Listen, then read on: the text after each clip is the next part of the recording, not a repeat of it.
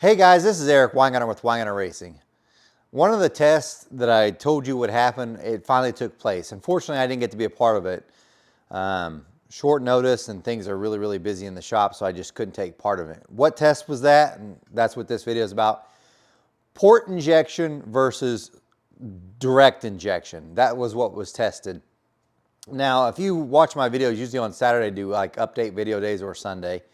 And I'd mentioned that I wanted to do a test on this because it got brought up on Facebook about the differences between port injection, which I'll show you in a minute, and direct injection. I also wanted to test carburetor. Unfortunately, that didn't get tested. And I wasn't there for it. This test took place with BTR, and it was at BTR, and it was used a 5.3 liter LT engine. I think it had a set of CID heads on it. I'm sure it had a BTR camshaft. And the guy that was doing all the tuning was Scott Clark, and he's really well known. He's Diesel Geek on a lot of the forums and stuff. He's a really smart guy on EFI. Say whatever you want about the guy. He is a fantastic teacher for EFI tuning. I will say that. So I've gone to his classes, and he's been fantastic. So say whatever you want about that. If you really want to learn EFI, and he's not paying me to say this, go to one of his classes. I think it's very worth it. But anyway. So he went to BTR. He got the call from the guys at BTR to go down there. They were testing the engine, and they'd already tested it anyway. And he got to go down there and test and see if he could get the port injection to match the DI. And I'm going to show you those results with it too. You should probably find Scott Clark on Facebook or Instagram or wherever he's at. I know he's on Facebook, and he'll probably can tell you more of the details on it and why he thinks things happen the way that they did. But real quickly, let me show you the difference, and then I'll show you the results and you go on. I don't want to make this video too long. We'll start off with port injection. So this is a Ford intake. This is for an 8.2. I just got done porting it. So yeah, bragging on myself. It's getting ready to go out the door anyway. But most of the port injection works this way. We have a fuel injector like you see here, and then they go in these bungs here, and it sprays from here. And it sprays down into your intake runner. And that's port injection. Most of them run that way. Now, the injector location sometimes changes. You might have one up here, but typically they're in this range just because it's easiest to get out of the way of the throttle linkage, and they're down here. Now, some of you are like, well, what about the Sniper? Well, the Sniper is what they call a throttle body. It has injectors. That's actually what this setup, but it sprays up here above and then down. But this one, port injection is this way. Most cars use port injection. They don't, or I should say most performance stuff uses port injection. But anyway, that's port, really common. Most of your hot rodders know this. This is DI, and you're like, why are you showing a cylinder head? Because DI is different. It means direct injection. This is an LT head. One of my viewers long ago, probably 3 years ago, sent me this to do flow testing on. I still haven't done, or port work, just because I wanted to test with. Time has really gotten away from me. But anyway, this was what they do. So on a port injection, obviously we're in the intake manifold and it sprays here. Port injection doesn't work that way. That little hole that you see there is not the spark plug. The spark plug is located right here. This is direct injection. The way direct injection works is there's an injector that actually sprays fuel out through here. The benefits to the direct injection, because it's spraying here, is that you can time the exact time I want to introduce fuel into the combustion process. So the exact time in that cycle to spray the fuel when it needs to be there. Because of that, that means the entire intake tract, so wherever the intake runner is, I don't have to worry about having fuel go through it. And since fuel's not going through it, fuel takes up space. So it's nothing but pure air, so more air could get into the engine without having to worry about the fuel being in its way. That's one of the things that they claim is the advantage for the direct injection. One, the timing. When it sprays is way more, because on a port injection, it's just coming in. You can time it for when the valve opens, but there's pressure waves, and it really just doesn't happen that way. You would think so, but it doesn't because there's reverse pulses and whatnot. This, you could spray it exactly at the moment you want to. And that valve can be closed or whatnot, so it makes things much more controllable in that aspect. And also because, again, not fuel going through here, through the intake runner, there's just all air, so you have all that space is just air to move through there. We don't have to worry about fuel. That's direct injection. Now, I'm going to give a couple of disadvantages. So one of the reasons why I wanted to see it tested is, and you guys may be thinking this right now, when you have an injector up here, and we spray it into the air intake charge, fuel is a liquid, but as it turns to a gas, it removes heat from the intake tract. That's called latent heat of evaporation, which means if I spray fuel here, the intake charge gets cooler, which means it gets denser. On a DI, it's not cooling any of that incoming air because it's sprayed here inside the chamber at a certain time. So the latent heat of evaporation on the intake runner charge doesn't happen. So in my mind, before this test, I thought the latent heat of evaporation for this would make up for the timing that you could get the fuel in and for the less space taking up through the intake runner with the fuel. But anyway, that's one of the disadvantages for this. So I thought, okay, port injection has the advantage. Here's the other disadvantages, which we'll talk about later because I want to show you the results before I go any further. But that I thought was the disadvantage, which should give the port injection the advantage. Now I'm going to talk more about the results and what I think here in a second, but let me just show you the results and then we could talk about what I think happened. Here are the results between the DI versus port injection. The top line is direct injection, and it killed it over the entire curve. I mean, dramatically. This is up about 30 horsepower. This is not a small gain. This is a relatively large gain. So there's no question in this particular case, the direct injection is the clear winner. And judging by this, you could say this probably is uniform to other applications as well that have DI in it.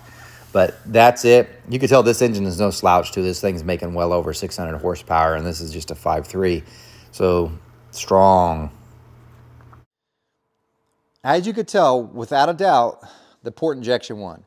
And I talked to Scott a little bit, and he gave an honest effort. He gave it everything he got, but that's a huge advantage, and that's everywhere. It's not just one spot, it's everywhere. So after looking at those results, I wanted to ask Brian Tooley a bunch of questions. Luckily, Brian Tooley is good enough to talk to me, and we had a pretty good conversation. I know he's a very busy man, and I had many things I wanted to ask, and he was very gracious enough to answer some of those questions as well. So, because one of the questions you're probably asking yourself now is, okay, DI wins, but why? You know, because we test, and then we ask ourselves, why did things occur the way they did? And his biggest thing is, well, that there's no fuel running through this port, more air can get through, and it's better. And I said, well, did you try both? Which means, did you try having DI here with the port injection? Because the manifold that they ran, obviously they can run port injection with it. And he said, we've done this many times. What happens is every % of increase you have with the port injection, you lose power in proportional. Because strictly 100% DI, it's the most power it makes. Every time I add more fuel to the upstream, the less power it makes because there's less power on the DI because it's taking up area, essentially what he was saying. And so I was like, well, that sucks, because I was thinking latent heat evaporation, that should cool the intake charge. And he says, I'm all for that. But here's my issue with that, because I know some of you are already seeing it as I see it. I don't disagree with him. I trust his results 100%. But when you have an injector here, in this case, it's on a Ford intake, which means that intake runner is only 5.3 inches long. This injector here is only cooling 5.3 inches of incoming air charge. So how much actual cooling do you think is going to take place having the injector with a port like this? Not very much. So my question then also is always, well, we know that that's better, but why? So what would have happened had we had the injector, say, further up? And maybe he's done tests like I didn't get a chance to ask him all that. And this is the reason why I wanted to test the carburetor with it. You can run DI if you have an intake like this, and you could run it on there, and you can run a carburetor. And you can run the carburetor extremely, extremely lean. Like, it would not run naturally if you just ran strictly carburetor. I mean, put it very, very lean, just so that this incoming air is got a mist of fuel that's just cooling the entire intake tract going through. So taking up as little space as possible, but adding the cooling effect and using the main part of your fuel coming from DI, how that would have been. However, that wasn't tested. So I don't have an answer to that, but that was one of the thoughts I had. And then the next thing is, just because I'm a hot rodder, DI does sound, it sounds superior. So what are some of the drawbacks? Well, here's some, because you're instantly thinking probably the same thing I am. Well, why don't we just add a DI to any other head then? Say, for instance, my small block Chevy heads, or even an LS head, because that's this, similar family. Here's the problem with DI, the pump. So on a DI engine, say the LT engines, they have at the back of their camshaft, there's a lobe that actually pushes a manual pump, because these pumps have to do about 3,000 PSI. That's right, 3,000 PSI of pressure, compared to your welding bottle has got like, 2,000. So it's more than your welding bottle of pressure just to get that. So one disadvantage is if you don't have a way to drive it, like an LT obviously has it, you have to do it a different way. You can't run an electrical one. You can run on and off the front. They do make mechanical pumps that can run off the front of the engine, and then you can do it. So then you're like, okay, we can add a direct injection port. Problem 2, because it's 3,000 PSI of pressure, those fuel lines have to be extremely thick. They cannot be made of rubber. You cannot even use just like a regular billet rail like we would with this. You got your billet rail that just kind of holds it in. You just have little O-rings. 3,000 PSI, this O-ring's gone. So it's got to be firmly in place. It's got to be a definite connection that screws in. And diesel guys, you guys are all familiar with this. You guys do direct injection. But you have to do that, and that makes it much more difficult to do. So in theory, yeah, we just can add one. The getting it to work is another problem with it. And then here comes the other things. DI has 2 other disadvantages. That fuel injector is only so large. So you can only introduce so much fuel through the DI.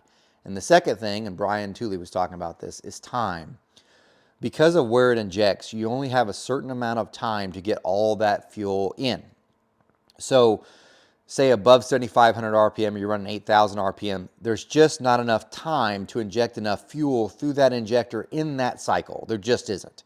So you're at time and fuel flow. So on things that make an insane amount of power, say if you were to put a turbo on it, in other words, your fuel demand goes way up. There's not enough injector, 1, to supply it strictly from DI, and 2, there's not enough time, even on the higher RPMs, NA stuff. So that's kind of a disadvantage. Now, how do people get around that, in case you're wondering, because LT cars do run turbos? They'll do DI and port. So this way, this one gets your, quite a bit of fuel, but the rest of the fuel comes from your port to make up for the disadvantage of that. So it makes a bit more complicated of a system. But anyway, that's some of the disadvantages. But there you go. That's the results. I wish I had more to give you, but I wasn't there. I really would like to have seen a carburetor tested. Of course, knowing my luck, it would go the other way. And don't think I'm just like old school stuff. You know what I like about a carburetor is it's simple. People can bolt on run fuel lines. For the most part, it runs right out of the box. Some people are complete morons with this stuff. Just like, this is what Brian Tooley said. Most people that don't like DI don't think it's making as much power because they don't know how to tune it, because it's when you inject the fuel. I could say the same thing about carburetors consistently. People that complain about carburetors cannot tune them usually. It's just the way it is. But I do think for the most part it's simple, because there's a lot of people that load a tune and still can't get it to start. 90% of the carburetors will start a car. I'm just saying. But anyway, I don't care. I would love to add a port injection to other stuff, but again, we have to deal with logistics to get it to work and so on and so forth. Hopefully you guys got something out of this video, but yeah, it is what it is. I'm glad that we know. It does give more, all testing ever does with me is give me more questions. So obviously I'd like to find out some other stuff, but later on maybe. You guys take care. Remember, I don't port cast iron heads. I am no Superman. I did race Superboy. I don't respond to Facebook or Instagram messages. The best way to reach me is through email, wagonerracing@gmail.com. You guys take care.